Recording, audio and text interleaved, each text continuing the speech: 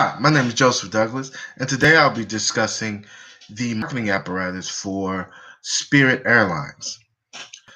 First, I'd like to say that Spirit Airlines marketing theme or marketing orientation is to be the low cost airlines. In their 10K, they actually describe themselves as the Airbus of the sky. They want to be the everyman airline. So they market themselves as such. Low fares, low fares. And then when you actually go to their website, you'll find that you can get into their loyalty program and get even deeper discounts, right?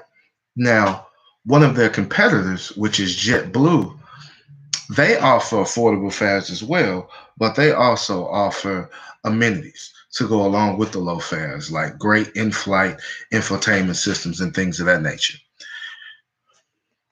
When you look at the two companies and you compare them side by side, um, what you'll find is that Spirit is actually more profitable, at least in my analysis, than JetBlue. Because I think at the end of the day, they've mastered their niche. They're not trying to do two things like a JetBlue. They're just focused on one: low cost fares, low cost fares, low cost fare.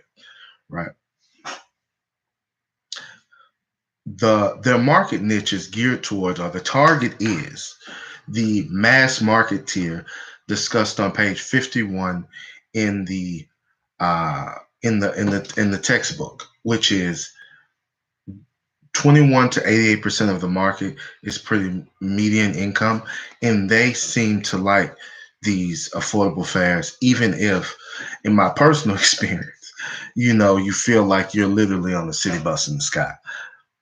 Uh,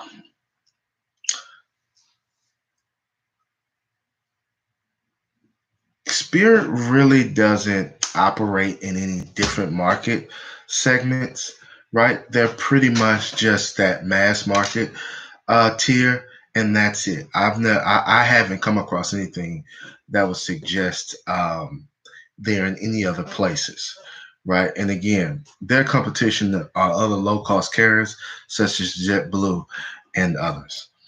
Um, One thing I would say in terms of just to kind of address some market trends, like we look at face mandates and things of that nature, a lot of security concerns because of 9/11, stemming from 9/11. And these are impediments and trends that have been with us and will be with us in the foreseeable future. One of the things with the mass trend is it can contribute just from a common sense standpoint to keeping staff healthy because you are, even without COVID, you have people who may have colds, coughs, and that can affect crew staff. And when you, um, and then when you look at what happened when you have masks, you just by common sense, there's a barrier, so it makes people healthier. So I think the mask mandate, although the customer doesn't like it, because the airlines can somewhat hide behind the government, I think, as long as the government is giving that mandate, I think airlines will keep it.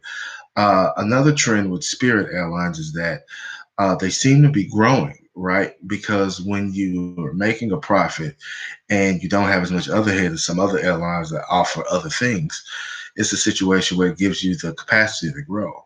And they're relatively new airline, even though in 19, I believe it was in 1964 when they started, they were actually a trucking company that converted over to being a airline in, I believe, one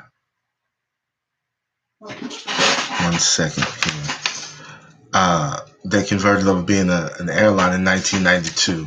They were incorporated in Delaware and then moved their headquarters to Florida. In the last 3 years, they went from 58 destinations to 78. So they tend to be trending upward towards growth, even though they've had, um, you know, market hits where, because they I think it was 3 years ago they were trading at about $57 a share. Now they're trading at 20, but everyone went down with the pandemic. But I think, as you try to trend towards growth, um, in my opinion, profits can suffer because you have to increase capacity to support growth. So, but I think they are trending in the right direction. And that'll be my breakdown of Spirit Airlines from a marketing director. From a marketing perspective, they tend to cut costs, save money, and make themselves amenable to the mid-tier market, which is 21 to 88% of the marketplace.